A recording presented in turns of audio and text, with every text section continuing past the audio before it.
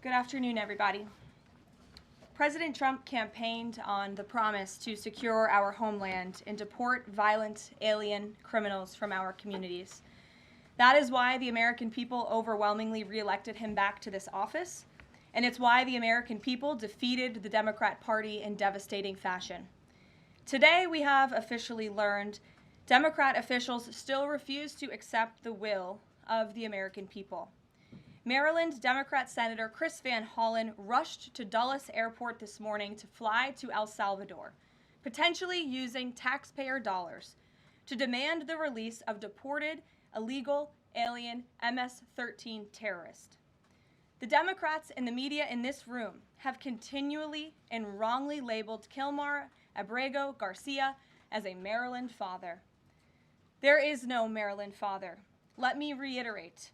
Kilmar Abrego Garcia is an illegal alien, MS-13 gang member and foreign terrorist who was deported back to his home country. And when Kilmar Abrego Garcia was originally arrested, he was wearing a sweatshirt with rolls of money covering the ears, mouth, and eyes of presidents on various currency denominations. This is a known MS-13 gang symbol of hear no evil, speak no evil, see no evil. Abrego Garcia was also arrested with two other well-known members of the vicious MS-13 gang. And two separate judges found that Abrego Garcia was a member of MS-13, and that finding has never been disputed. And just this morning, it was revealed through Maryland court documents that Abrego Garcia's wife petitioned for an order of protection against him for 2 instances of domestic violence in May of 2021. And here is the order right here.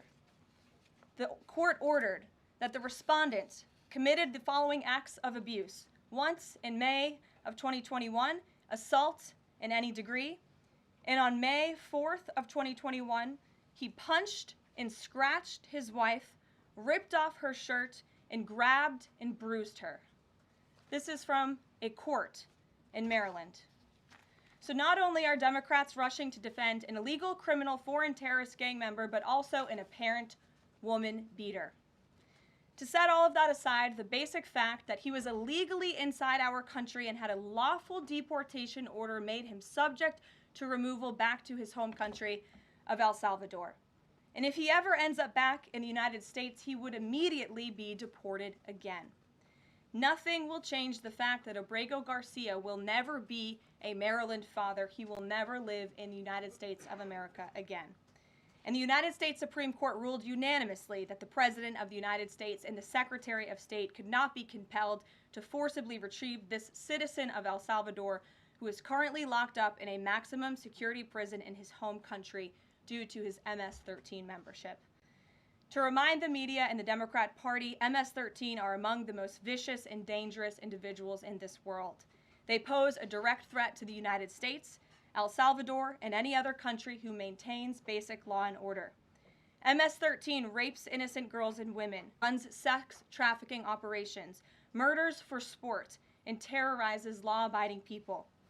That's why El Salvador President Bukele made it clear this week that he will not be releasing this MS-13 gang member from his prison.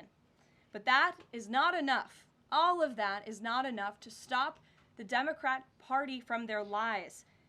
The number one issue they are focused on right now is bringing back this illegal alien terrorist to America. But where are the Democrats applauding the fact that southern border crossings just hit a historic low? Where are the Democrats supporting our brave men and women of law enforcement who are putting their lives on the line every single day to arrest the violent illegal alien invaders that the previous administration allowed into our country? And where are the Democrats when innocent Americans are victimized by illegal criminals that Joe Biden let in? It's appalling and sad that Senator Van Hollen and the Democrats applauding his trip to El Salvador today are incapable of having any shred of common sense or empathy for their own constituents and our citizens.